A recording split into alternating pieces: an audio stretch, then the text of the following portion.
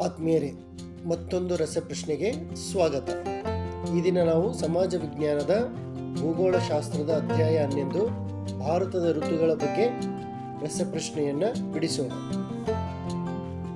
2023ರ April ಹಾಗೂ June ಪರೀಕ್ಷೆಗಳಲ್ಲಿ ಈ ಅಧ್ಯಾಯದ ಮೇಲೆ 1 ಅಂಕದ ಪ್ರಶ್ನೆಯನ್ನು ಕೇಳಿದ್ದಾನೆ. ಸರಿ, ಹಾಗಾದರೆ ರಸಪ್ರಶ್ನೆಯನ್ನು ಪ್ರಾರಂಭಿಸೋಣ. ಮೊದಲ ಪ್ರಶ್ನೆ, ಭಾರತದಲ್ಲಿ ಕಂಡುಬರುವ ವಾಯುಗುಣದ ಮಾದರಿ. ಎ ಆಯ್ಕೆ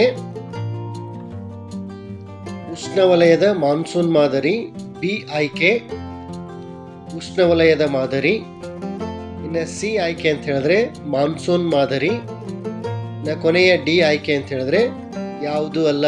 ಈ 4ರಲ್ಲಿ ಸರಿಯಾದ ಉತ್ತರವನ್ನು ಗುರುತಿಸಿ. ಈ 4ರಲ್ಲಿ ಸರಿಯಾದ ಉತ್ತರ ಅಂತ ಹೇಳಿದ್ರೆ ಅದು ಆಯ್ಕೆ ಎ ಉಷ್ಣವಲಯದ ಮಾನ್ಸೂನ್ ಮಾದರಿಯ ವಾಯುಗುಣವನ್ನು ನಮ್ಮ ಭಾರತ ಹೊಂದಿರೋದನ್ನು ನಾವು ನೋಡ್ತೀವಿ. ಇದಕ್ಕೆ ಸರಿಯಾದ ಉತ್ತರ ಎ ಆಯ್ಕೆ ಉಷ್ಣವಲಯದ ಮಾನ್ಸೂನ್ ಮಾದರಿ ವಾಯುಗುಣ. ಇನ್ನು ಮುಂದಿನ ಪ್ರಶ್ನೆ, ಭಾರತದಲ್ಲಿ ಕಂಡುಬರುವ ವಾರ್ಷಿಕ ವಾಯುಗುಣದ ಋತುಮಾನಗಳ ಸಂಖ್ಯೆ ಎಷ್ಟು? ಎ ಆಯ್ಕೆ 5, ಇನ್ನು ಬಿ ಆಯ್ಕೆ ಅಂತ ಹೇಳಿದ್ರೆ ನಮ್ಮಲ್ಲಿ ಕಂಡುಬರುವಂಥ ಋತುಮಾನಗಳ ಸಂಖ್ಯೆ 4 ಅಂತ ಹೇಳಿದ್ದಾರೆ. ಇನ್ನು ಸಿ ಆಯ್ಕೆಯಲ್ಲಿ 3, ಇನ್ನು ಡಿ ಆಯ್ಕೆಯಲ್ಲಿ ಅಂತ ಹೇಳಿದ್ರೆ 6. ಈ 4ರಲ್ಲಿ ಸರಿಯಾದ ಉತ್ತರವನ್ನು ಗುರುತಿಸಿ. ಭಾರತದಲ್ಲಿ ಕಂಡುಬರುವಂಥ ವಾರ್ಷಿಕ ವಾಯುಗುಣದ ಋತುಮಾನಗಳ ಸಂಖ್ಯೆ ಎಷ್ಟಪ್ಪ ಅಂತ ಹೇಳಿದ್ರೆ ಅದಕ್ಕೆ ಸರಿಯಾದ ಉತ್ತರ 4 ಋತುಮಾನಗಳು ನಾವು ನಮ್ಮ ದೇಶದಲ್ಲಿ ನೋಡ್ತೇವೆ. ಇನ್ನು ಮುಂದಿನ ಪ್ರಶ್ನೆ, ಮುಖ್ಯವಾದಂತಹ ಪ್ರಶ್ನೆ, ಭಾರತದಲ್ಲಿ ಅತಿ ಹೆಚ್ಚು ಉಷ್ಣಾಂಶ ದಾಖಲಾದ ಪ್ರದೇಶ ಯಾವುದು? ನಿಮಗೆಲ್ಲರಿಗೆ ಅಧ್ಯಾಯದಲ್ಲಿ ಗೊತ್ತಿರುವಂಥದ್ದು. ಅದರಲ್ಲಿ ಆಯ್ಕೆ ಅಂತ ಹೇಳಿದ್ರೆ ಎ ಗಂಗೋತ್ರಿ, ಇನ್ನು ಬಿ ಆಯ್ಕೆ ಅಂತ ಹೇಳಿದ್ರೆ ಗಂಗಾ ಪ್ರದೇಶ್, ಇನ್ನು ಸಿ ಆಯ್ಕೆ ಅಂತ ಹೇಳಿದ್ರೆ ಗಂಗಾನಗರ್, ಇನ್ನು ಡಿ ಆಯ್ಕೆ ಅಂತ ಹೇಳಿದ್ರೆ ಅಹಮದಾಬಾದ್. ಇದಕ್ಕೆ ಸರಿಯಾದ ಉತ್ತರವನ್ನು ಗುರುತಿಸಿ. ಒಂದನ್ನು ಹೇಳ್ಬೋದು, ಈ ನಗರ ಏನಾದಂತ ಹೇಳಿದ್ರೆ ರಾಜಸ್ಥಾನದಲ್ಲಿ ಬರುತ್ತೆ.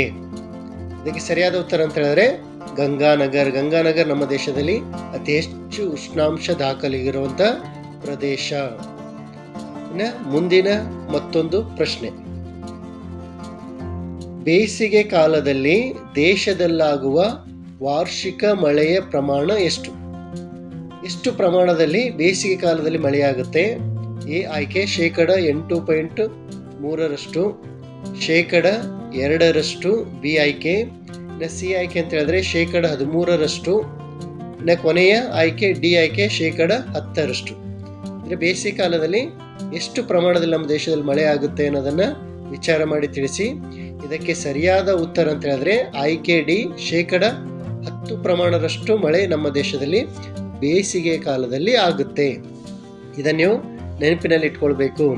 ಬೇಸಿಗೆ ಕಾಲದಲ್ಲಿ ಆಗುವಂಥ ಮಳೆ ಪ್ರಮಾಣ 10%.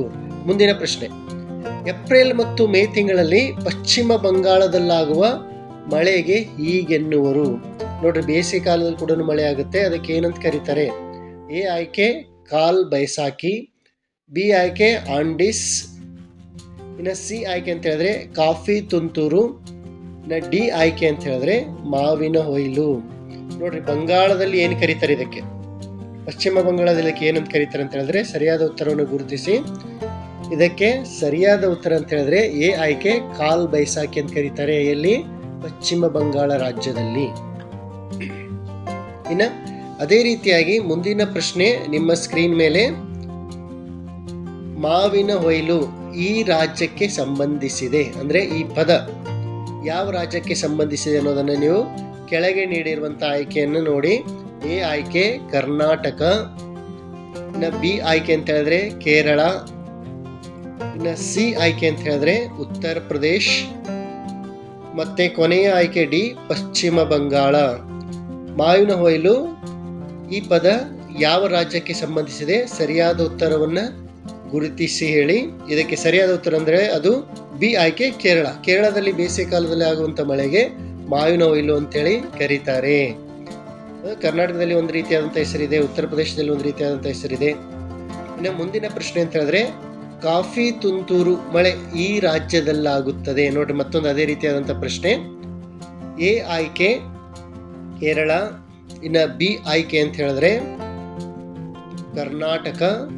ಸಿ ಆಯ್ಕೆ ಉತ್ತರ ಪ್ರದೇಶ್. ಇನ್ನು ಕೊನೆಯದಾಗಿ ಡಿ ಆಯ್ಕೆ ಅಂತ ಹೇಳಿದ್ರೆ ಪಶ್ಚಿಮ ಬಂಗಾಳ. ಇದಕ್ಕೆ ಸರಿಯಾದ ಉತ್ತರವನ್ನು ಗುರುತಿಸಿ. ಕಾಫಿ ತುಂತುರು ಈ ಮಳೆ ಬೇಸಿಗೆ ಕಾಲದಲ್ಲಿನೇ ಆಗುತ್ತೆ.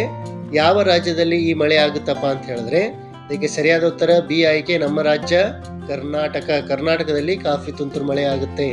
ಬೇಸಿಗೆಯಲ್ಲಿ ಆಗುವಂಥ ಮಳೆಗೆ ಕಾಫಿ ತುಂತುರು ಮಳೆ ಅಂತೇಳಿ ಕರೀತಾರೆ. ಇನ್ನು ಮುಂದಿನ ಪ್ರಶ್ನೆ, ಭಾರತದಲ್ಲಿ ಅತಿ ಕಡಿಮೆ ಮಳೆಯಾಗುವ ಋತುಮಾನ. ಪ್ರಶ್ನೆ ಸರಿಯಾಗಿ ಗಮನಿಸಿ. ಭಾರತದಲ್ಲಿ ಅತಿ ಕಡಿಮೆ ಮಳೆಯಾಗುವಂಥ ಋತುಮಾನ ಎ ಬೇಸಿಗೆ ಕಾಲ. ಇನ್ನು ಬಿ ಆಯ್ಕೆ ಅಂತ ಹೇಳಿದ್ರೆ ಮಳೆಗಾಲ. ಇನ್ನು ಸಿ ಆಯ್ಕೆ ಅಂತ ಹೇಳಿದ್ರೆ ಚಳಿಗಾಲ. ಮತ್ತೊಂದು ಆಯ್ಕೆ ಡಿ ಮಾನ್ಸೂನ್ ಮಾರುತಗಳ ನಿರ್ಗಮನ ಕಾಲ. ಇದಕ್ಕೆ ಸರಿಯಾದ ಉತ್ತರ ಯಾವುದು ಕಂಡುಹಿಡಿಯಿರಿ. ಇದಕ್ಕೆ ಸರಿಯಾದ ಉತ್ತರ ಯಾವುದು ಅಂತ ಹೇಳಿದ್ರೆ ಅದು ಆಯ್ಕೆ ಸಿ ಚಳಿಗಾಲ. ಚಳಿಗಾಲದಲ್ಲಿ ನಮ್ಮ ದೇಶದಲ್ಲಿ ಅತಿ ಕಡಿಮೆ ಮಳೆ ಆಗುತ್ತೆ. ಇನ್ನು ಮುಂದಿನ ಪ್ರಶ್ನೆ ನಿಮ್ಮ ಸ್ಕ್ರೀನ್ ಮೇಲೆ, ಮಾನ್ಸೂನ್ ಮಾರುತಗಳ ನಿರ್ಗಮನ ಕಾಲದಲ್ಲಿ ದೇಶದಲ್ಲಾಗುವ ವಾರ್ಷಿಕ ಮಳೆಯ ಪ್ರಮಾಣ. ಪ್ರಶ್ನೆ ಅರ್ಥ ಮಾಡಿಕೊಡ್ರಿ. ಎ ಆಯ್ಕೆ 8.3% ಮಳೆಯಾಗುತ್ತೆ. 2% ಮಳೆಯಾಗುತ್ತೆ. ಅದೇ ರೀತಿಯಾಗಿ 13% ಮಳೆ ಆಗ್ಬೋದು. ಡಿ ಆಯ್ಕೆ ಅಂತ ಹೇಳಿದ್ರೆ 10%. ಮಾನ್ಸೂನ್ ಮಾರುತಗಳ ನಿರ್ಗಮನ ಕಾಲದಲ್ಲಿ ನಮ್ಮ ದೇಶದಲ್ಲಿ ಎಷ್ಟು ಮಳೆ ಆಗುತ್ತಪ್ಪ ಅಂತ ಹೇಳಿದ್ರೆ ಅದಕ್ಕೆ ಸರಿಯಾದ ಉತ್ತರ ಅಂತ ಹೇಳಿದ್ರೆ 13%. ಮಾನ್ಸೂನ್ ಮಾರುತಗಳ ನಿರ್ಗಮನ ಕಾಲದಲ್ಲಿ ನಮ್ಮ ದೇಶದಲ್ಲಿ 13% ಮಳೆ ಆಗುತ್ತೆ. ಇನ್ನು ಮತ್ತೊಂದು ಮುಖ್ಯವಾದಂಥ ಪ್ರಶ್ನೆ ಈ ಅಧ್ಯಾಯದ್ದು, ಭಾರತದ ಸರಾಸರಿ ಮಳೆಯ ಪ್ರಮಾಣ ಎಷ್ಟು ಸೆಂಟಿಮೀಟರ್ನಲ್ಲಿ ನಮ್ಮ ದೇಶದಲ್ಲಿ ಮಳೆ ಆಗುತ್ತೆ? ಸರಾಸರಿ ಪ್ರಮಾಣ ಎ ಆಯ್ಕೆ 118 ಸೆಂಟಿಮೀಟರ್. ಇನ್ನು ಬಿ ಆಯ್ಕೆ 50 ಸೆಂಟಿಮೀಟರ್. ಮತ್ತೆ ಸಿ ಆಯ್ಕೆ ಅಂತ ಹೇಳಿದ್ರೆ 8.3 ಸೆಂಟಿಮೀಟರ್. ಡಿ ಆಯ್ಕೆ 250 ಸೆಂಟಿಮೀಟರ್ ಮಳೆಯಾಗುತ್ತೆ. ಈ 4ರಲ್ಲಿ ಸರಿಯಾದ ಉತ್ತರವನ್ನು ಗುರುತಿಸಿ. ಭಾರತದ ಸರಾಸರಿ ಮಳೆಯ ಪ್ರಮಾಣ ಎಷ್ಟಾಗುತ್ತೆ ಅಂತ ಹೇಳಿದ್ರೆ ಅದು ಆಯ್ಕೆ ಎ 118 ಸೆಂಟಿಮೀಟರ್ ಮಳೆ ನಮ್ಮ ದೇಶದಲ್ಲಿ ಆಗುತ್ತೆ. ಇದನ್ನ ನೆನಪಲ್ಲಿಟ್ಕೊಳ್ಳಿ. 118 ಇದು ಭಾರತದ ಸರಾಸರಿ ಮಳೆಯ ಪ್ರಮಾಣ. ಇನ್ನು ಮುಂದಿನ ಪ್ರಶ್ನೆ ಅಂತ ಹೇಳಿದ್ರೆ, ಭಾರತದಲ್ಲಿ ಮಳೆಯ ಹಂಚಿಕೆ ಆಧಾರದ ಮೇಲೆ ಎಷ್ಟು ವಿಭಾಗಗಳನ್ನಾಗಿ ವಿಂಗಡಿಸಲಾಗಿದೆ? ಮಳೆಯ ಹಂಚಿಕೆ ಆಧಾರದ ಮೇಲೆ ನೆನಪಲ್ಲಿಡ್ರಿ. ಎ ಆಯ್ಕೆ 5 ಅಂತ ಕೊಟ್ಟಿದ್ದಾರೆ. ಬಿ ಆಯ್ಕೆ 4 ಅಂತ ಕೊಟ್ಟಿದ್ದಾರೆ. ಇನ್ನು ಸಿ ಆಯ್ಕೆ ಅಂತ ಹೇಳಿದ್ರೆ 3 ಕೊಟ್ಟಿದ್ದಾರೆ. ಇನ್ನು ಡಿ ಆಯ್ಕೆ ಅಂತ ಹೇಳಿದ್ರೆ 6.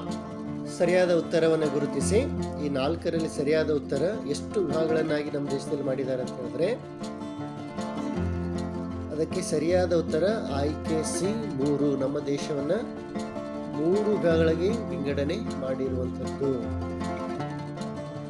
ಇನ್ನು ಮುಂದಿನ ಮುಖ್ಯವಾದಂತಹ ಪ್ರಶ್ನೆ ಅಂತ ಹೇಳಿದ್ರೆ, ಭಾರತದಲ್ಲಿ ಅತಿ ಹೆಚ್ಚು ಮಳೆ ದಾಖಲಾದ ಪ್ರದೇಶ. ಇದು ಬಹಳ ಪ್ರಮುಖವಾದಂಥ ಪ್ರಶ್ನೆ. ಬಹಳ ಸಲ ಈ ಪ್ರಶ್ನೆ ಕೇಳಿದಾನೆ. ಆಯ್ಕೆ ಎ ಗಂಗೋತ್ರಿ. ಆಯ್ಕೆ ಬಿ ಗಂಗಾನಗರ್. ಇನ್ನ ಆಯ್ಕೆ ಸಿ ಅಂತ ಹೇಳಿದ್ರೆ ಮಾಸಿನ್ ರಾಮ್. ಇನ್ನ ಆಯ್ಕೆ ಡಿ ರೋಯ್ಲಿ. ಈ 4 ಆಯ್ಕೆಗಳಲ್ಲಿ ನಿಮ್ಮ ಸರಿಯಾದ ಉತ್ತರವನ್ನು ಆಯ್ಕೆ ಮಾಡಿ. ಅತಿ ಮುಖ್ಯವಾದಂತಹ ಪ್ರಶ್ನೆ ಇದು. ಭಾರತದಲ್ಲಿ ಅತಿ ಹೆಚ್ಚು ಮಳೆ ದಾಖಲಾದ ಪ್ರದೇಶ ಅಂತ ಹೇಳಿದ್ರೆ ಅದು ಸಿ ಆಯ್ಕೆ ಮಾಸಿನ್ ರಾಮ್. ಈ ಉತ್ತರವನ್ನ ನೀವು ನೆನಪಿನಲ್ಲಿ ಇಟ್ಕೊಳ್ಬೇಕು. ಭಾರತದಲ್ಲಿ ಅತಿ ಹೆಚ್ಚು ಮಳೆ ಆಗೋದು ಎಲ್ಲಪ್ಪ ಅಂತ ಹೇಳಿದ್ರೆ ಮಾಸಿನ್ ರಾಮ್ನಲ್ಲಿ.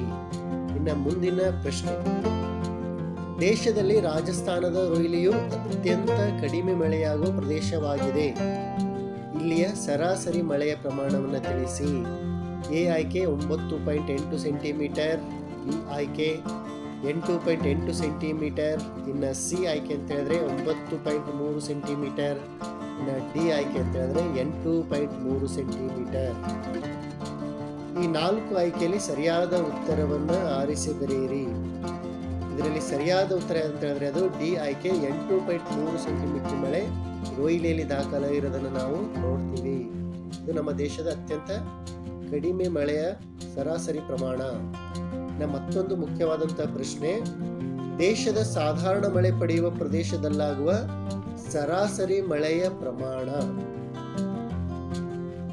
ಅದು ಎ ಆಯ್ಕೆ 250 ಸೆಂಟಿಮೀಟರ್ಗಳಿಗಿಂತ ಹೆಚ್ಚು, ಬಿ ಆಯ್ಕೆ 50 ಸೆಂಟಿಮೀಟರ್ಗಳಿಗಿಂತ ಕಡಿಮೆ, ಸಿ ಆಯ್ಕೆ 50 ಸೆಂಟಿಮೀಟರ್ಗಳಿಗಿಂತ ಹೆಚ್ಚು, ಇನ್ನು ಡಿ ಆಯ್ಕೆ ಅಂತ ಹೇಳಿದ್ರೆ 50ರಿಂದ 250 ಸೆಂಟಿಮೀಟರ್ವರೆಗೆ ಮಳೆಯಾಗುತ್ತೆ. ಈ 4ರಲ್ಲಿ ಸರಾಸರಿ ಮಳೆಯ ಪ್ರಮಾಣ ಅಂದರೆ ಸಾಧಾರಣ ಮಳೆ ಪಡೆಯುವಂಥ ಪ್ರದೇಶದಲ್ಲಿ ಸರಿಯಾದ ಉತ್ತರ 50ರಿಂದ 250 ಸೆಂಟಿಮೀಟರ್ ಮಳೆಯಲ್ಲಿ ಆಗುತ್ತೆ. ಇಲ್ಲಿ ಸಾಧಾರಣ ಮಳೆ ಪಡೆಯುವ ಪ್ರದೇಶದಲ್ಲಿ. ವೀಕ್ಷಣೆ ಮಾಡಿದ್ದಕ್ಕೆ ಧನ್ಯವಾದಗಳು. ಈ ವಿಡಿಯೋ ಇಷ್ಟ ಆದರೆ ಲೈಕ್ ಮಾಡಿ, ಸಬ್ಸ್ಕ್ರೈಬ್ ಆಗದಿದ್ದರೆ ಸಬ್ಸ್ಕ್ರೈಬ್ ಆಗಿ ಮುಂದಿನ ವಿಡಿಯೋವನ್ನು ಮೊದಲು ನೀವೇ ನೋಡಿ ಬೆಲ್ ಬಟನ್ ಒತ್ತಿದ ಮೂಲಕ.